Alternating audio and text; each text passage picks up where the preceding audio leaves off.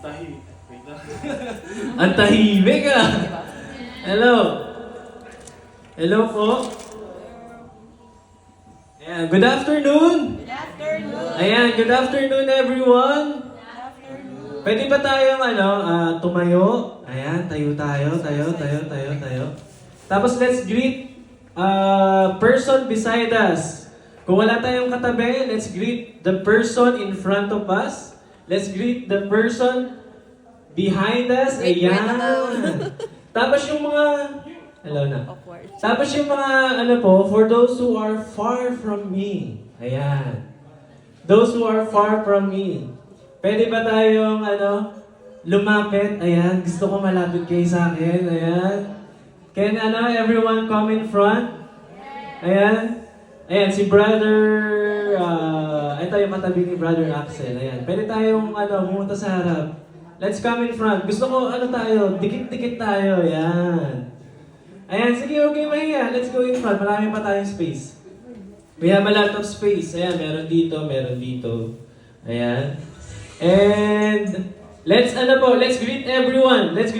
Stand up po. Let's greet everyone. Lapitan niyo yung mga hindi niyo pa kilala. Ayan. Greet someone who you didn't know yet. Ayan. We have newcomers.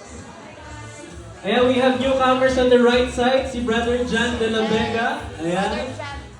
And then we have newcomer, I think second time, Sister Celine. Ayan, I haven't met you before. And si Brother. Brother Chris. Ayan, welcome to the house of the Lord. Ayan. Hallelujah.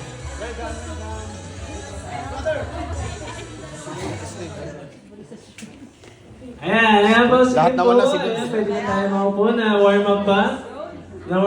Ayan. And yung iba nating mga titas, papunta pa lang sila. Ayan. Yung iba nating mga kasama sa ating worship today, papunta pa lang sila. Ayan. So, how's everyone? Nagising ba? Ang tahimik eh. Nagising ba? Ayan. Let's shout Amen! Hallelujah! Amen, hallelujah. So, as you can observe, our pastor and pastora is not present with us physically, but they are always present spiritually and by heart. Okay? They are in the Philippines right now. A quick introduction. As we are celebrating anniversary in our main church in Team International Philippines. And kaninang umaga pa, early morning, they're celebrating the 19, di na natin napakita no? Kasi naka-live din sila. They're on live, and we shared it on our GC. And I don't know if they're finished na, or I think they're finished naman na. Kasi while we are having our lunch, ongoing pa din yung celebration ng 90th anniversary. So we will gonna greet our home church in the Philippines later. Pagkatapos po sa group picture natin, we will greet 90th anniversary. Okay? Ayan. So, now, pwede natin love. Ayan, love. Pwede natin. Ayan. Ang April, alam niyo naman is, di ba? Is Holy Week. We have Holy Week on the third week of April. So that's why we come up to this series. Manger to Majesty. Let's say Manger to Majesty. Manger to Majesty. One more, yung mas malakas. Manger to Majesty. The grace of God revealed. The grace of God revealed. Ayan. So from Manger to Majesty. Sa title pa lang, nagkaka-idea na kayo, di ba? From Manger to Majesty. Sa title pa lang, nagigets nyo na. Tama ba? Tama ba? It's all about who? It's all about Jesus. Right? So, from Manger to Majesty. Ayan. So, let's open our Bible. Ayan. From Luke. Let's read the scripture. And then, opening prayer tayo. Let's open our Bible from the Gospel of Luke. And move forward. Ayan. Gospel of Luke, chapter 2. Chapter 2. Verse 1 to 7. Ayan. Sino po nandyan na? Kahit sa sa Bible app. Ayan, sa Bible app. Luke chapter 2 verse 1 to 7. Ayan. Andiyan na po tayo? Okay, ready? Let's read po sabay-sabay kahit iba-iba ng version. Let's read everyone, okay? Verse 1, in those days, a decree went out from Caesar Augustus that all the world should be registered. This was the first registration when Quirinius was governor of Syria. Grabe, may registration na pala nun. Akala mo may registration ng time na yun? Yung census, di ba?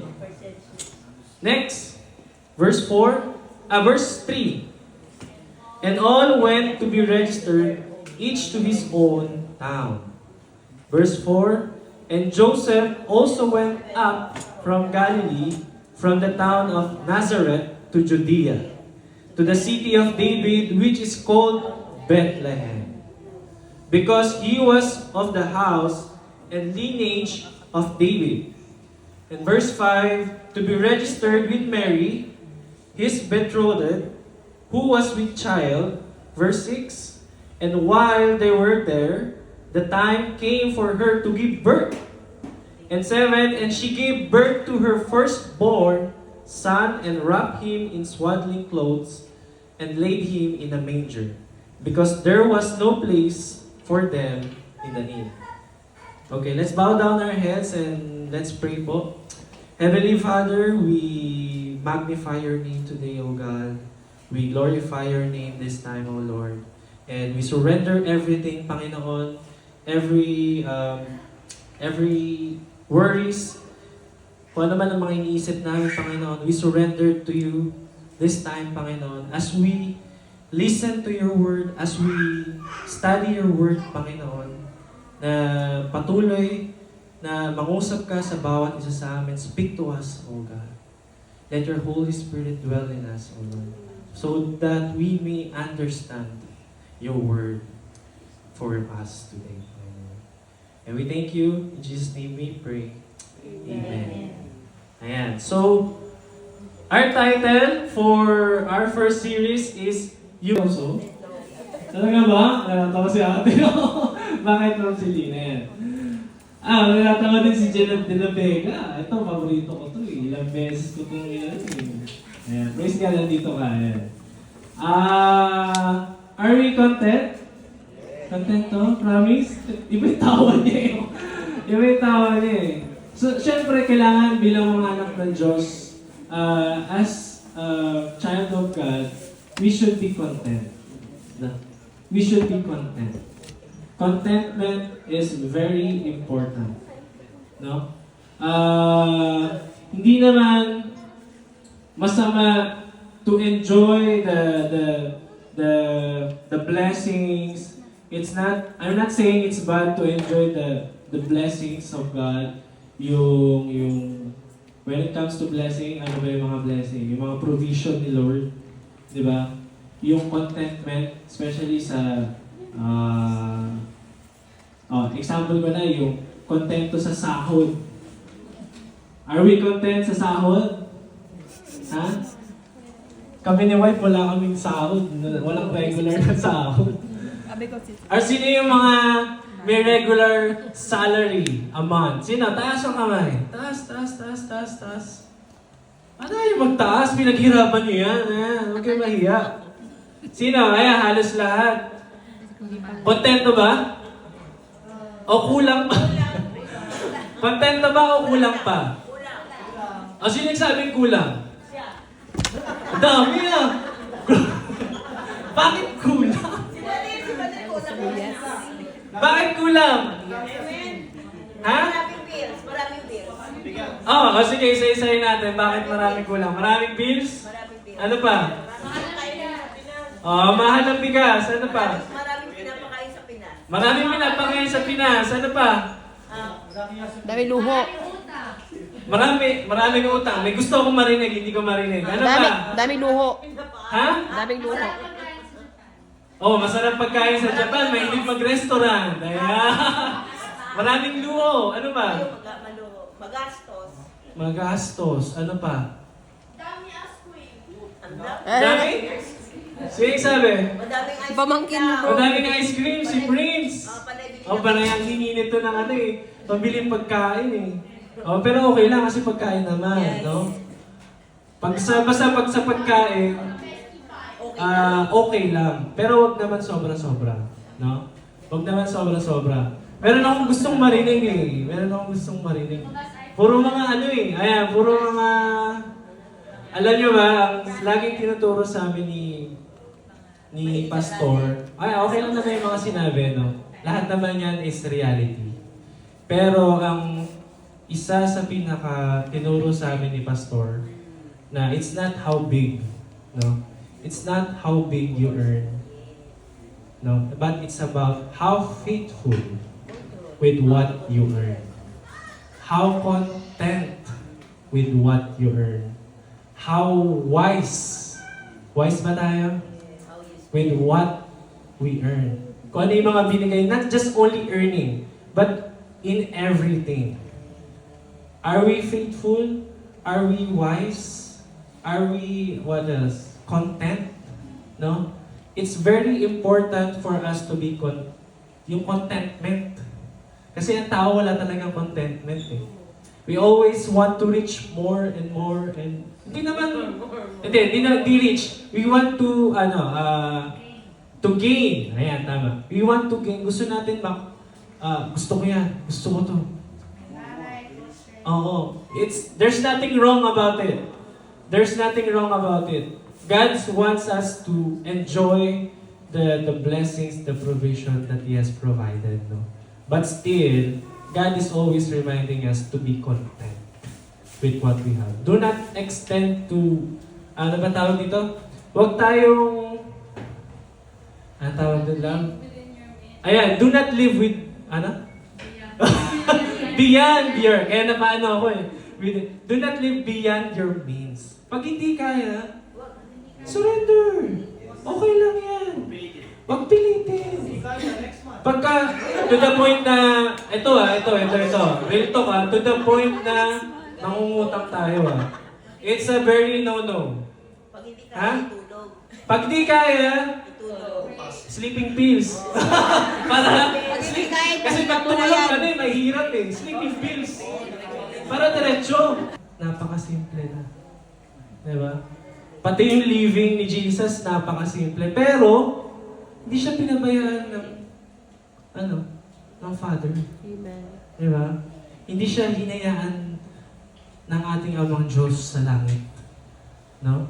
Even though He was sent to the world for the propitiation of our sins. Diba? Hindi siya pinabayaan. He was always guided. No? He was always provided. Lahat nandyan. No? Kasi si Jesus, siya pa nga nagbibigay.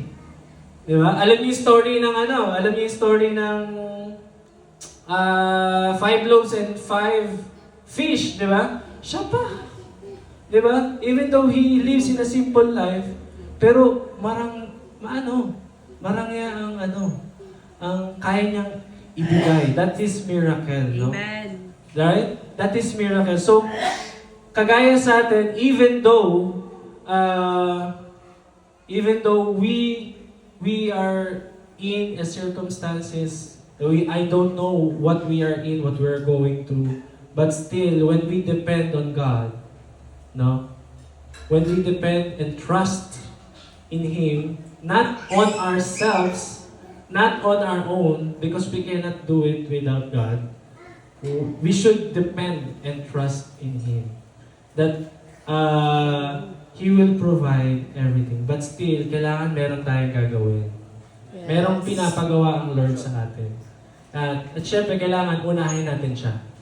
Di ba? In everything. Ito pa, no matter how big, how small, parehas lang yan sa paningin ng Panginoon. Alam niyo ano tinitignan ni Lord? What He is looking at? Our heart. And what else? Huh? What? Meron pala tayo. Our heart of what? What? Ano? Ito yung gusto ko marinig kanina eh. Wala akong narinig eh. Our heart on giving back to God first. No? Kasi minsan, sa sobrang tight, sa sobrang feeling natin kulang, to the point that we don't even prioritize Him first with our first fruits. Diyan tayo madadali. Ayan ang laging sinasabi sa amin ni Pastor, na okay lang yan, may sumasahod ng malaki. Okay lang yan na hindi kayo sumasahod as long as you are faithful with what God has given you. And you make Him the first, no? Yung priority ng yung first craft. No? Excite? Pag dumating yung araw na yun, grabe.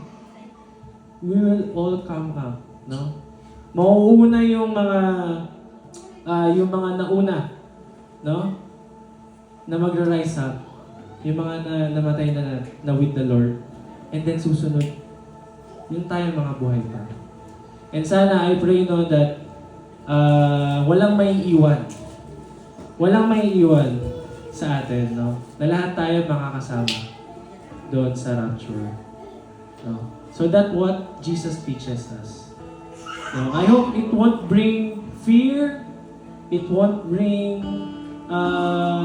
yung frustration. I hope na every one of us is excited sa pagbabalik ng Panginoon sa bawat isa sa atin, no? And we are here pa lang, no, sa birth ni Jesus, and marami pang revelation si Lord sa bawat isa sa atin on the coming weeks, on the coming days.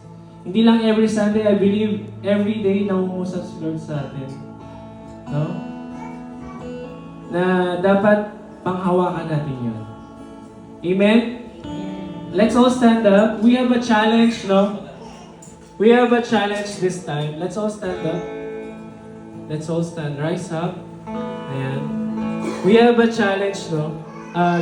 I believe the Lord is giving us a privilege, no? An opportunity to meet Him. No? Wala dito yung okay na ako. Hindi ganon. Hindi ganon sa Panginoon. Kailangan lagi tayo lumalapit sa Panginoon. Sino gustong lumapit sa Lord this time? We have a challenge, no? Ayan, challenge. And I believe every one of us accept Jesus Christ as their Lord and Savior. But this time, sa mga gustong lumapit sa Panginoon, no? And renew their spirit. Who wants to renew your spirit in Christ?